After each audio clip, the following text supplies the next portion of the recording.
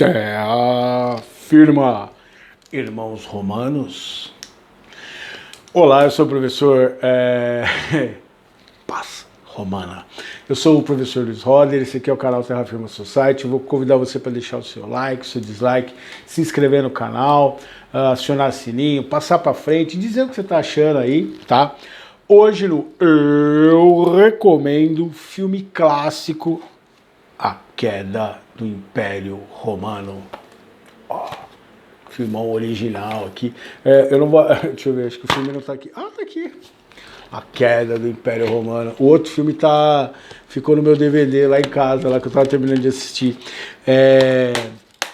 Filme clássico que foi um fiasco de bilheteria, muito louco. É interessante esse filme aqui, é um filme que depois que saiu em DVD, você vê, você assiste e tal.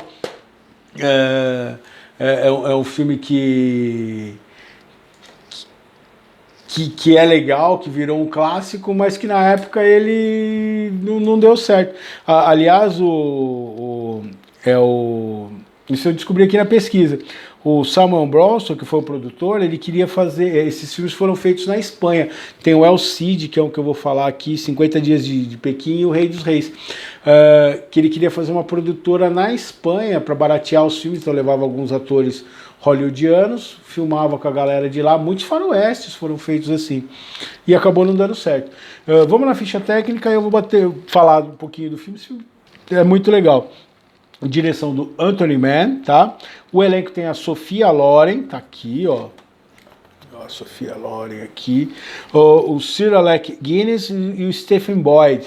Né? Esse filme é muito legal. Esse filme, para quem gosta do filme Gladiador, ele é uma versão mais detalhada do Gladiador, porque é a mesma história. Só que no Gladiador eles criaram o personagem lá do Max, né? Que é do personagem do Russell Crowe, mas é a mesma história. É a história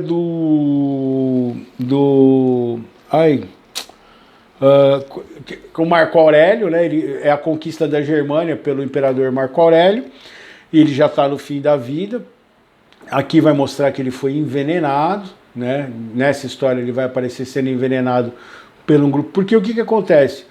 O Marco Aurélio, ele não via no filho dele, o Cômodos, um sucessor à altura, que ele não conseguiria colocar a paz romana, a Pax Romana em funcionamento. Porque então, esse filme ele começa, a cena de abertura dele é muito legal, porque ele vai recebendo todas as legiões assim, romanas. Então ele vai receber o pessoal da Armênia, do Oriente, do Egito. Então ele vai juntando da Britânia, ele vai juntando todos os povos que foram reconhecidos e vem pagar tributo pro Marco Aurélio no momento que ele está conquistando a Germânia, que foi a última batalha do Império Romano. E aí mostra como que ele não conseguindo manter isso, o Império Romano vai ser destruído lá na frente, né? E aí conta a história. Então ele queria deixar para a filha dele, que no caso aqui é a Sophia Loren, e porque ele queria que o Lívio, que era o que representaria o Max lá no Gladiador, ele seria o personagem a garantir essa paz que precisaria de fazer o reino dar certo e tudo mais. Só que o Cômodos percebe isso, né? Que ele quer casar o Cômodos com a Lívia, né? A Lívia, quer dizer, a pura, né? E ele não aceita isso. Então vai acontecer o quê? Todas as decisões infelizes do Cômodos, ele vai numa linha contrária ao que o Marco... Então o Marco Aurélio ele vai ser envenenado, nesse caso aqui, né? No Gladiador ele é assassinado pelo filho e aqui ele é envenenado pelo grupo de generais que percebem essa intenção dele. E aí você vai acompanhando toda a queda do Império Romano, né? Como o próprio nome diz.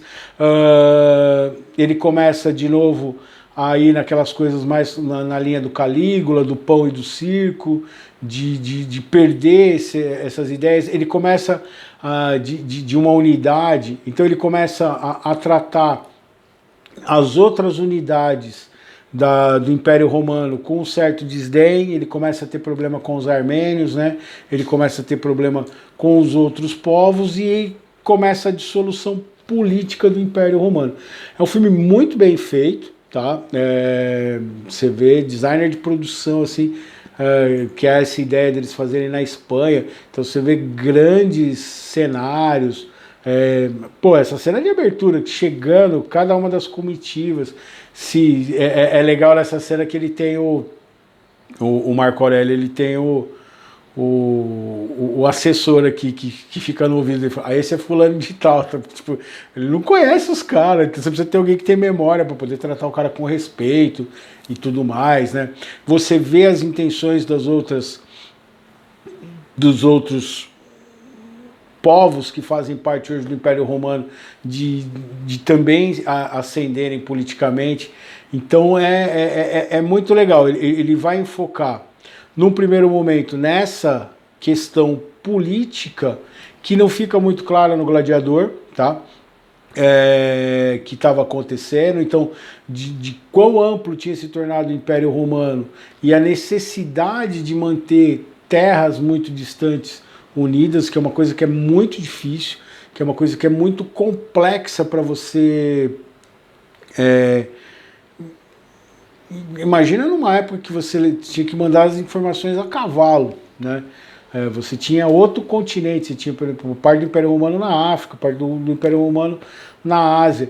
Então, a dificuldade de se administrar isso politicamente, mas a inabilidade do Cômodos de só pensar nele, de querer colocar o nome dele na história, mas ser um imperador de espetáculo, de pão e circo, de não se preocupar com as questões realmente que eram importantes assim. A atuação da Sophia Loren é muito legal, né? O Sir Alec Guinness dá um show. O Sir Alec Guinness vai fazer o Marco Aurélio, né? Então ele vai estar no primeiro terço do filme. Aí você vai ter todo aquele desenrolar que vai acontecer durante o que você já assistiu no Gladiador, né?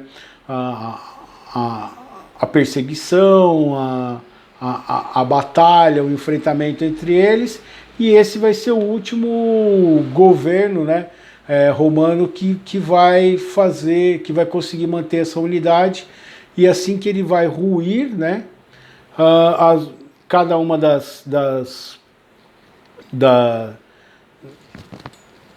dessas unidades que faziam parte do Império Romano vão começar a tocar as coisas do seu próprio modo. E essa história ela vai se passar ela começa 100 anos antes do que vai ser a queda do Império Romano. E aí no final ele vai mostrar já posteriormente os bárbaros, os germanos invadindo, os godos e visigodos invadindo a Roma e acabando com o que restou desse último grande império que a gente teve das civilizações. Vale a pena, eu recomendo. Um filme longo, como os filmes antigos, né? Eu não sei se eu falei aqui de que ano que ele é. Ele é de 1964, tá? Vale muito, muito, muito a pena.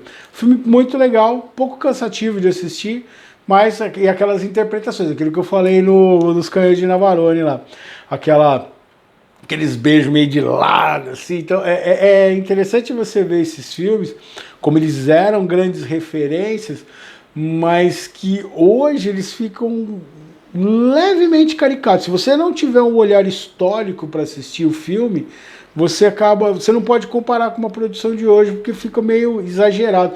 E esse filme ele tem uma coisa que eu sempre gosto de reparar nisso, é a gravidade das interpretações, assim. Existe e chega a ter... É muito legal você olhar, mas você tem que entender isso, tá? É que nem eu falei no vídeo lá do Valhalla. Você tem que contextualizar a coisa e entender de quem fez. Você vai ter muitas interpretações até então teatrais. Então você tem muito essa pausa dramática, esse andamento do filme que ele é muito teatral. E esses filmes clássicos eles vão ter muito disso.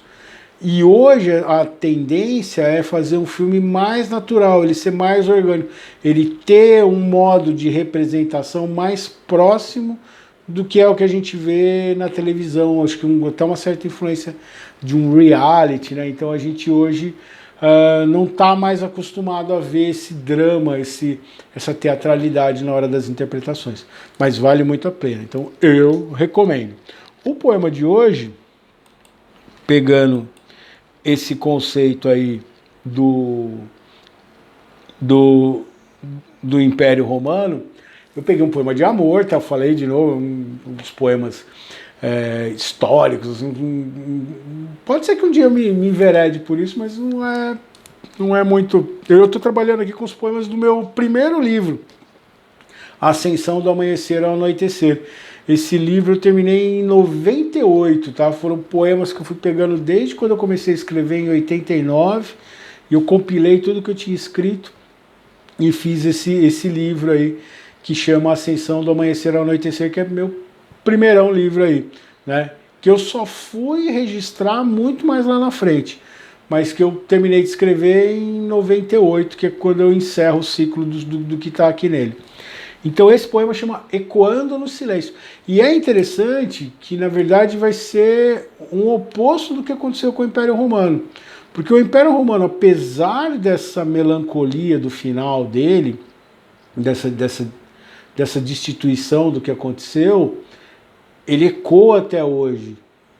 Ele é um império que deixou marcas para nós sociais da civilização ocidental, o modo de governo, o modo de a gente ver a democracia, lições que a gente aprendeu com o Império Romano e lições que às vezes a gente não aprende até hoje, que a gente continua copiando e repetindo os erros deles. Mas então eu pego essa ideia de algo que vai ecoar pela eternidade. Ecoando no silêncio, o som da tua voz ecoa na minha mente e tento mentir a mim mesmo que estás aqui por perto. O que de fato não é totalmente uma mentira, pois aonde quer que eu vá, sempre te carrego aqui comigo, gritando dentro de mim, mesmo que em silêncio tu não me ouças mais. Talvez seja o que a gente está fazendo com as lições do passado. Elas estão até hoje vindo para nós, elas gritam dentro de nós, mas a gente não está afim de ouvir, a gente não está se propondo a aprender com elas. Será? Grande abraço, deixa seu like, seu dislike, se inscreva no canal, aciona o sininho, diz aí o que você achou, qual é a coisa que ecoa em você aí que você está tentando aprender até hoje com ela. Indique filmes para a gente comentar aqui no canal e a gente se vê em outro vídeo de Terra Firma Society.